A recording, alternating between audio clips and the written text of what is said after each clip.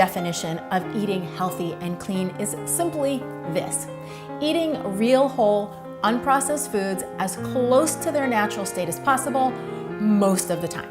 So eating foods like vegetables, fruits, healthy sources of carbohydrates like sweet potatoes and grains, high quality sources of protein, and healthy fats like avocados, nuts, and seeds. One of the most important pieces of this process is realizing that it's not about jumping on a fad diet or onto the next health craze. It's really about making a long-term commitment to a lifestyle shift for yourself.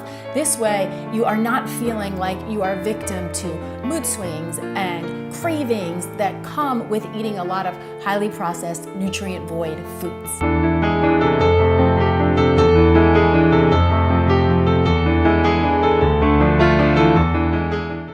Sleep occupies nearly a third of our lives, but many of us give surprisingly little attention and care to it. This neglect is often the result of a major misunderstanding.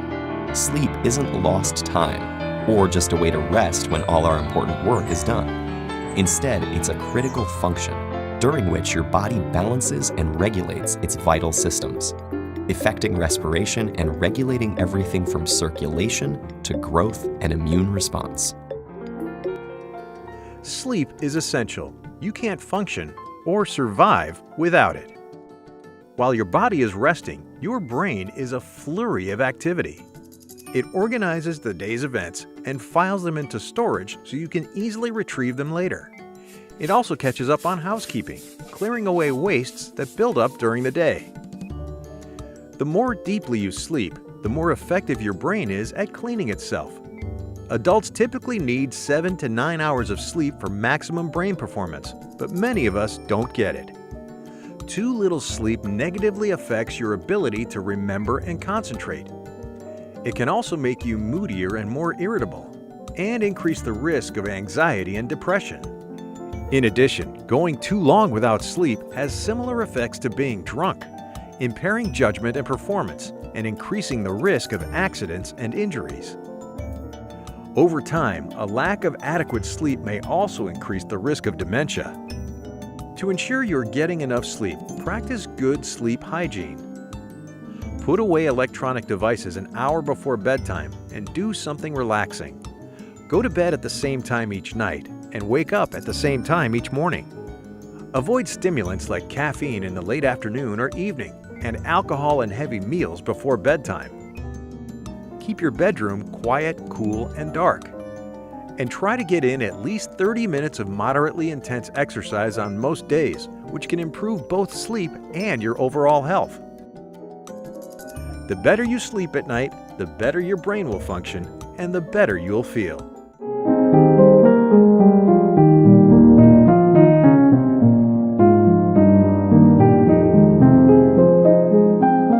Do you know the people you surround yourself with have a phenomenal impact on your life? I think it was Carl Menninger from the Menninger Foundation one time said, environment is more important than heredity.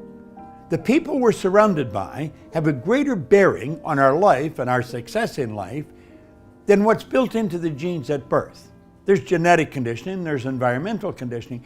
Well, this environmental conditioning goes on all the way through life. You will find as you improve the quality of your life, improve your thinking, you're going to attract a different group of people into your life, and they are going to add to your life.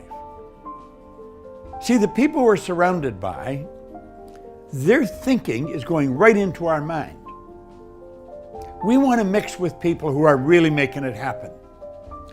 Many years ago, many years ago, I started to read Think and Grow Rich. And I started to follow the direction of one person. His name was Raymond Douglas Stanford. And I did exactly what Ray told me. Do you know what happened? I started to mix with other people like Ray. I started to mix with more successful people. I found my income started to go up. I was a happier person. I enjoyed being with the people more. You want to be with people who are not complaining, who are always thinking creatively, who have big goals, who will help you, pick you up. The people you're surrounded with have a phenomenal bearing on where you're going. Take a look at your 5 people that you're with most often. And ask yourself, if I have children, would I want them to grow up be like them? If the answer is no, you better start looking for some new friends. If the answer is yes, you're already in the right circle of people. Think about what I'm saying. The people we're surrounded with have a phenomenal impact on our life and help make us who we are. Since I was a little kid, I've associated the news on TV with a sinking feeling. There's something about it that would scare me, not just the terrible things that I was seeing, but how there seemed to be a never-ending supply of it. It's like a constant loop of the same 4 or 5 stories. Things really seemed to reach a boiling point for me personally during the 2016 presidential elections. I was glued to the news, trying to understand what was going on, and horrified by most of what I saw. I was totally sucked in and emotionally invested into a bubble, buying into the sensationalized US and international conflicts, and over time, I started to see the consequences of this. I could feel myself growing more resentful and pessimistic, and also cynical. I was becoming less trustful about people and about the world. So I started to wonder what things would be like if I stopped watching the news, if I removed this entirely from my life. Not just a 1-week or 30-day challenge, but a permanent shift away from it. No more Fox, Wall Street Journal, or CNN. Nada. Now, I used to think it was my obligation as a citizen to stay informed, but my perspective started to shift, and that's the reason why I chose to do this. First of all, stay informed on what? When you watch the news, you're letting someone else decide what's important and what's worth your attention. You're letting them handpick the 5 or so stories they think you should be aware of, out of everything that is going on in the entire world. And usually, it's the most extreme people and the most extreme images that get all of the screen time. Bold red text in all caps. Breaking news. I'm not advocating for ignorance or denial. I'm just saying that I don't buy into the sensationalization. How is the news helping me? It's a bunch of problems and no solutions. You have to pick a political team, and everyone else is on the other side. It honestly sometimes feels like it doesn't reflect reality. When I just watch what's going on, I'm pretty powerless to change things anyway. I'm not saying it's not possible, I'm just saying that I think it's a better use of my time and energy to focus on myself and what I can contribute to the world, on something positive instead of being a keyboard warrior and condemning something I saw online.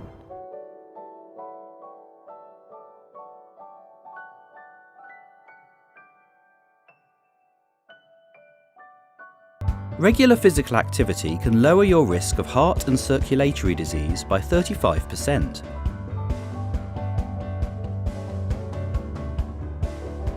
When you are active, the heat produced by your muscles increases your body temperature, making you feel warmer. Your heart starts to beat faster, pumping more blood to the muscles you are using. Your heart is also a muscle. If you are active regularly, it gets bigger and stronger. Your muscles are working harder, so they need more oxygen. You start to breathe faster, so your blood can pick up more oxygen from your lungs. Your lungs work harder to make this happen. Once your blood has picked up oxygen, it moves to the muscles you are using, giving them the extra oxygen they need. If you are active regularly, more capillaries grow in the muscles you've been working. This is one reason why activity starts to feel easier over time. Getting active is great for people with diabetes. If you have type 2 diabetes, you have too much glucose in your blood, probably because you don't have enough insulin. Physical activity helps you use the insulin you do have. It also helps your cells use glucose, even when there is no insulin. Regular physical activity can improve your memory and attention span. Over time, the bit of the brain involved in memory and learning seems to get bigger. Long-term physical activity leads to a lower resting heart rate and lower blood pressure. This helps cut your risk of heart and circulatory disease. And there are more reasons to smile. When you're active, your brain produces chemicals called endorphins. These reduce feelings of pain and make you feel more positive. Getting active cuts down on stress hormones, reducing anxiety. Combine activity with a balanced diet and you'll help yourself reach and maintain a healthy weight. Aim for 150 minutes of moderate intensity activity per week. Try to be active every day. Every 10 minutes counts.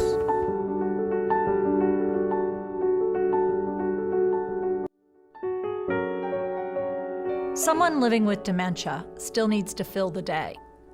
Our problem, our difficulty as care partners is how do we help them do that? How do we figure out how to make the day meaningful?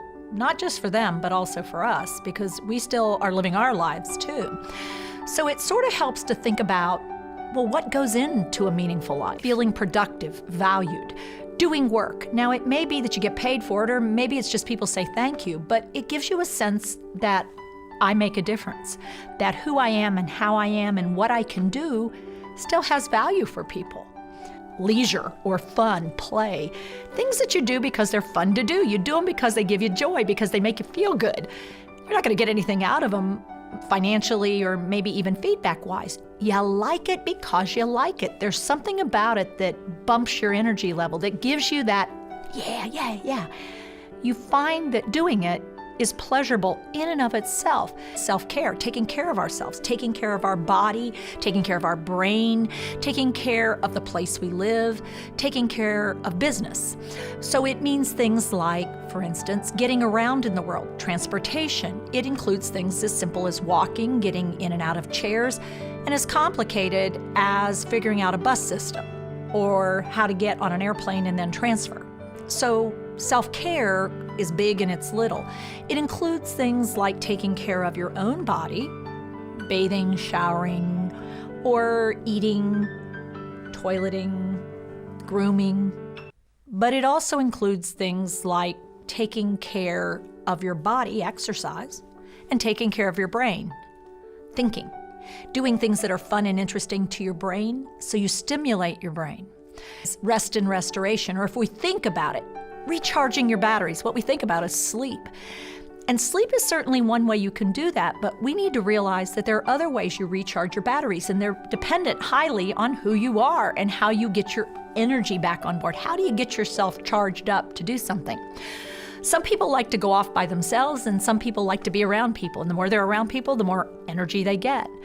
It has to do with that idea of being an introvert or an extrovert. Recharging batteries is an important part of every day. If your battery doesn't get recharged, you don't get enough rest and restoration.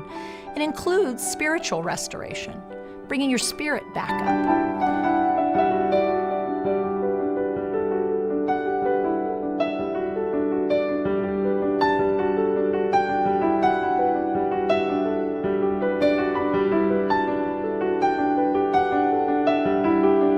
Every morning when we wake up, we need to empty out anything negative from the day before. Somebody offended you at work, they didn't treat you right, it's easy to let that offense stay. Feels good to carry around a grudge, but you have to be disciplined. Say, no, I am not giving this offense any room. I am not going to let it sour my day. They hurt you once. Don't let them continue to hurt you by holding on to the offense. Being offended is not harming them, it's harming you. It's taking up space you need for the good things that move you toward your destiny. Or you wake up in the morning and thoughts of worry come. How are you going to pay your bills? What if the medical report's not good? You'll never get out of this problem. Don't allow that in. Do you want your life to take off? Begin at once to imagine it the way you want it to be, and move into that. Check every thought, word, and action that does not fall into harmony with that. Move away from those. When you have a thought that is not in alignment with your higher vision, change to a new thought then and there. When you say a thing that is out of alignment with your grandest idea, make a note not to say something like that again. When you do a thing that is misaligned with your best intention, decide to make that the last time. Every morning, empty out the guilt, empty out the word, empty out the discouragement. And when the impurities come, when the infection come, don't let it stay. Let it pass on through. Keep your heart pure. If you do this, I believe and declare you're going to step up to a new level with more joy, more peace, more favor, healing, wholeness, the fullness of your destiny.